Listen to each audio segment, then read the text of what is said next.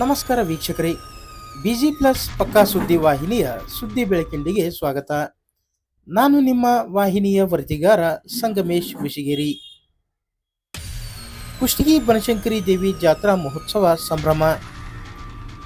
ಕುಷ್ಟಗಿ ಪಟ್ಟಣದ ಶ್ರೀ ದ್ಯಾಮವ್ವನ ಕಟ್ಟೆ ಹತ್ತಿರದ ಶ್ರೀ ಬನಶಂಕರಿ ದೇವಿ ದೇವಸ್ಥಾನದ ಜಾತ್ರಾ ಮಹೋತ್ಸವ ಶನಿವಾರ ಸಂಭ್ರಮದಿಂದ ನೆರವೇರಿತು. ದೇವಸ್ಥಾನದಲ್ಲಿ ಬೆಳಿಗ್ಗೆ ಶ್ರೀ ಬನಶಂಕರಿ ದೇವಿ ಮೂರ್ತಿಯ ನಿರ್ಮಾಲ್ಯ ವಿಸರ್ಜನೆ, ಪಂಚಾಮೃತ ಅಲಂಕಾರ, ನೈವೇದ್ಯ, ವಿಶೇಷ ಪೂಜಾ ಕೈಂಕರ್ಯಗಳು ಜರುಗಿದವು.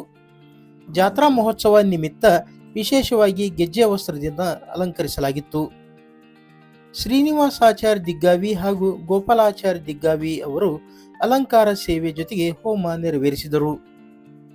ಸಂಜೆ ಮಹಿಳೆಯರು ಶ್ರೀ ಬನಶಂಕರಿ ದೇವಿಗೆ ಉಡಿ ತುಂಬಿ ನೈವೇದ್ಯ ಸಮರ್ಪಿಸಿ ಶ್ರೀದೇವಿ ಕೃಪೆಗೆ ಪಾತ್ರರಾದರು.